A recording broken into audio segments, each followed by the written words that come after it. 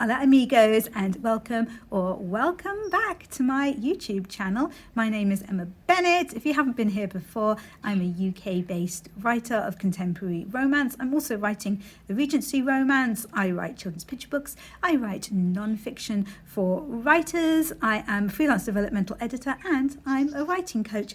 And I have been working towards NaNoWriMo this month, making the best use of Preptober. So if you don't know what NaNoWriMo is, it stands for National Novel Writing Month, and it is a challenge that over 500,000 writers take part in every single year to try to write a 50,000 word first draft in the 30 days of November. And a lot of these writers use October as a time to plan for this and to prep, and so it is known as Preptober. And I have definitely been trying to make the most of this month, because I think for me to be able to write in the time that I have available, the number of words that I need to, I definitely need to have a very, very strong framework based on story beats. I need to know exactly what my characters' flaws are, what all their conflicts are, and because I write romance, most importantly, why they are perfect for each other. And it's been going pretty well. I can't say that I'm absolutely perfectly prepared, but I do still have a couple of days left, and I will be doing some kind of plotting and things during Nano as well. I just wanted to be able to get the majority of it done. But what do you do if for whatever reason, and we are not judging why it is, but if you got to this point and you're like, Sugar Plum Fairy, it is nearly NaNoWriMo. I really want to do NaNoWriMo, but I haven't done any prep whatsoever. What can you do during the next few days to hopefully set you up for success as best as possible? I mean, it might be that you don't even know what project it is that you want to work on. So I would say that that should be your priority, is to know what you want to work on, because you don't want to waste time during NaNoWriMo itself fiddling around with different storylines and different ideas until you work out exactly which one's going to stick. So that would be first priority for me if I was in that situation. Know what you are going to write. Next thing that I would consider doing is character profiles, definitely, so that even if you're not exactly sure where the plot's going to take you, at least you know the people that you are going to be going on that journey with. Everybody works in different ways. Some of us really, really like to stick to a strong plot and we like to have everything planned out, and other people are discovery writers and they like to work it out as it goes along, and if they hit a problem they kind of work back and they untangle it. And however you work is completely awesome and individual to you, and whatever works for you is great. I would say that doing character profiles, or at least really thinking about your characters and their motivations, that is a very, very good idea to form a basis of what you are going to write. Next, I would focus on yourself. Just make sure that you are in the right mindset to be able to do Nano. That you know that you're feeling excited for it, that you feel ready for it, in that if you're going to be using a particular program or app to write in, that's downloaded, that you're making sure that you have plans to look after yourself, that you know that you're going to be able to eat properly, making sure that you're going to be keeping yourself hydrated, that you've got a plan to do a little bit of exercise and move your body around during NaNoWriMo, because there's going to be a lot of time sat with your bum in the chair. So it's really, really useful just to think about these things and maybe put like a little timetable in place. Like if you know that on a Sunday you're pretty much free all day, maybe you could plan a little bit of exercise on a Sunday in between writing sprints or something like that. Another thing to really work out is when you are actually going to be able to write. Look at what your life is like and the times that you have available to write. I am very fortunate in that my job is books, my job is writing, and so I can be pretty flexible about when I write. I know that I write best in the early afternoon or late at night, so that is when I try to make sure that I can get my writing in.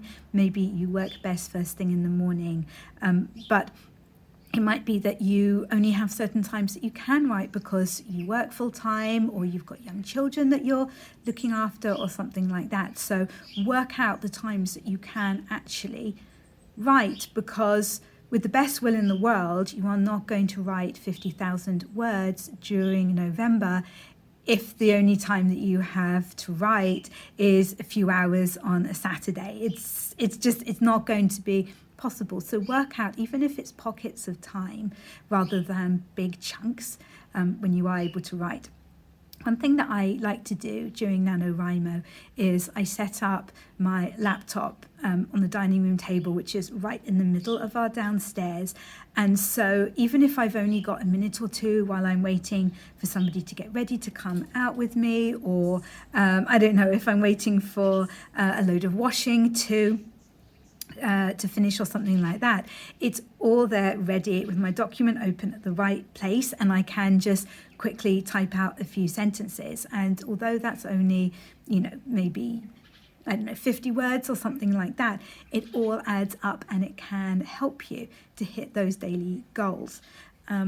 Another thing that I like to do is to just have a little look at November itself and think about if there are days when I know that I won't be able to write, so that I can go, okay, that's definitely out. So there's no point in me feeling guilty about that. I just need to make sure that I'm making up for those words on another day. And what I even do is I go, okay, so this number of days I might not be able to work, give a few extra in case I get sick or something like that, and then I divide 50,000 words by that number of days that I think I will be able to work for, so that I've got a solid idea of the words that I need to be able to hit every day.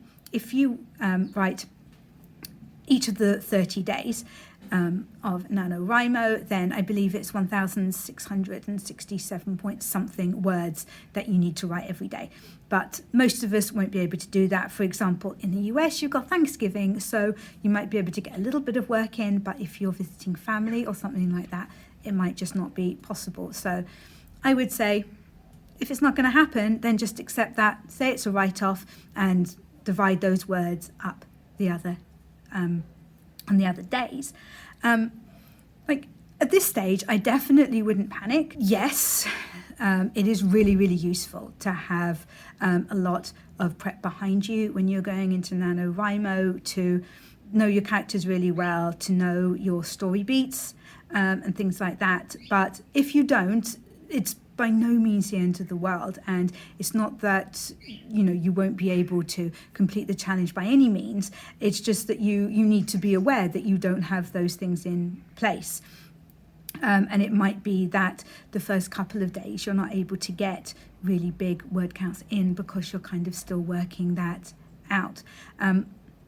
One final thing that you can do if you have time, and if this is something that works for you, is to look at something like Save the Cat and the story beats there. I find that really, really useful to just go through the story beats, even if it's just in your mind with the story idea that you have, and think about the scenes that you could write which hit those beats, which will make your story ebb and flow properly and will make it a really good experience for the reader. It can take a while to do that. It really can. I mean, you can easily spend days doing it if you're writing it out in detail, the exact scenes that you want to do. But if time really is of the essence, then just doing it mentally, I think, can also be a really, really good activity. There's a fly buzzing around me. Come on, I'm filming here. Anyway, thank you so much for joining me today. Like I say, please don't panic if you haven't had a chance to do very much during Preptober. It happens. We've all got busy lives, and with a little bit of kind of planning and just being aware of the things that you can do to help you be all ready to go on the 1st of November. I think you'll be fine. I think it'll all be good. I would love to know if you are going to be taking part in NaNoWriMo this year and what you are hoping to write. I am on the NaNoWriMo website, I believe just as Emma Bennet, and I would love to be buddies over there. If you want to go and find me and buddy up, that would be absolutely lovely. Yeah, best of luck for next month. We are going to have so much fun. I will be doing regular updates. I haven't quite worked out how I'm going to be doing that yet. Possibly a live every day that I can manage it, which could be quite fun, but I will work it out, and I will catch you in the next one.